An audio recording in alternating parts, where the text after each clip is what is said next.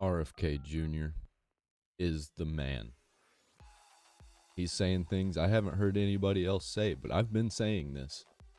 RFK Jr., Ukraine funding is money laundering scheme for BlackRock. I've been saying this.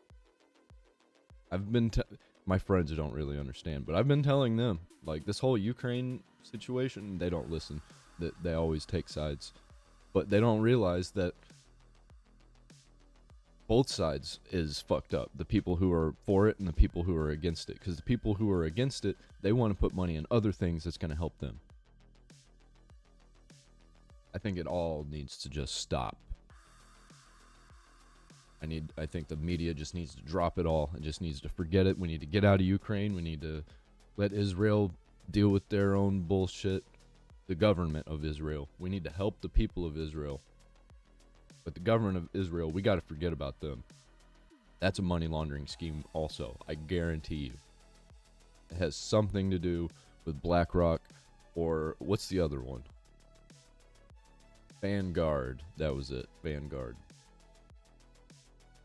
Yeah, people like them, they need to be burned to the ground. Because they are actively destroying the world, and they are they've been behind the murder of millions of people. I guarantee somewhere, if you trace it back far enough, I guarantee that somewhere along the lines, they were involved in Nazi Germany.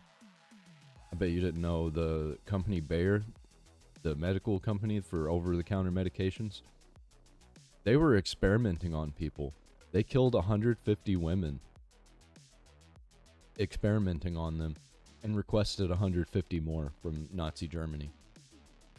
So I guarantee you, these companies have ties to way back then. But anyway, let's get into this. As the ongoing geopolitical tensions between Ukraine and Russia drag on, the debate over financial aid to Kiev has ignited a fresh wave of contention on Capitol Hill. With a history of substantial assistance already provided to Ukraine totaling $113 billion, the recent passage of controversial foreign aid bill by the Senate, which allocates an additional $60 billion to Kiev, that's a lot of fucking money, man, has once again thrust the issue into the limelight. The legislation, however, has stalled in the House amid wariness among an American populace tired of billions of dollars going to other countries while people at home remain in need. Critics point to a lack of oversight and auditing mechanisms for how the aid is spent, fueling suspicions that Ukraine funding is being siphoned by shadowy entities. 100%. Like, there's no speculations on that. There's no suspicion on that. Somebody is profiting off of this whole thing because it stinks. The whole thing stinks.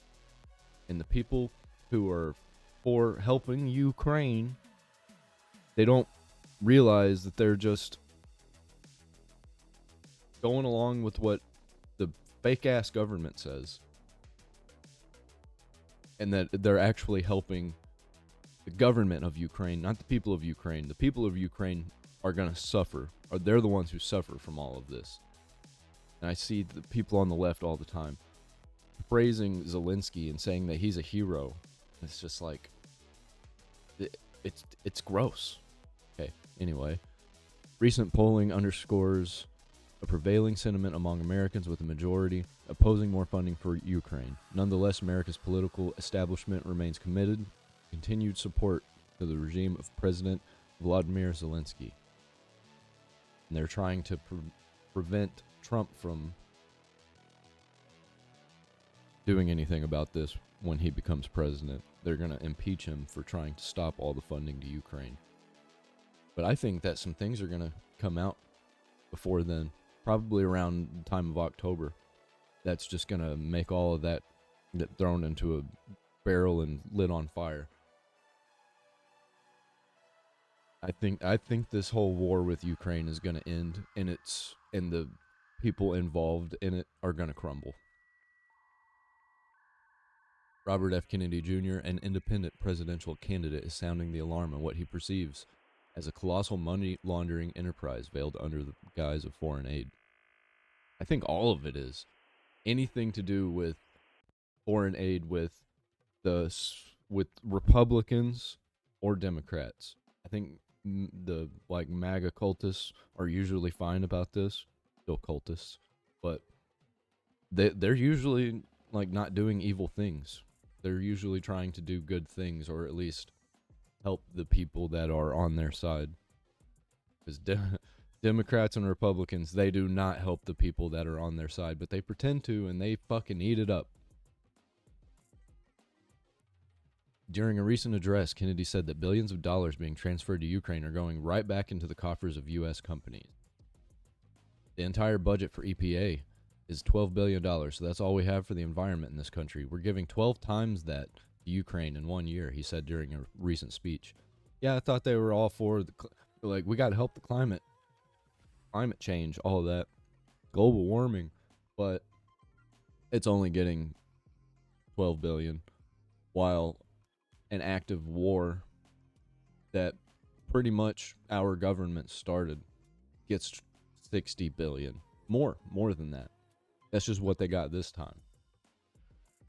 And that's just the beginning, because even if the Ukraine war ended today, we're still going to spend $500 billion there rebuilding the country, said Kennedy, who is speculated to be under consideration as a potential vice president pick for former President Donald Trump. The contracts to rebuild it are even bigger than the war contracts. People are going to make a lot of fucking money rebuilding Ukraine. And they're going to control it. They're going to dictate over it. They failed trying to make United States communist. So they're just destroying another country, going to rebuild it and make it communist. And then they're just going to make money fueling the war machine, having wars with Russia and all the countries around there. And that's just the beginning, because okay. Kennedy noted that Senate Republican leader Mitch McConnell was asked last March about budget deficits and whether the U.S. can actually afford $113 billion in outlays to a foreign country for their wars. Right now we can. Right now we can afford it. People are suffering here at home because of it, but we can afford it for now. But not for long. When people start going hungry, you're going to start seeing you're going to start seeing riots, you're going to start seeing unrest, and you're going to civil disobedience.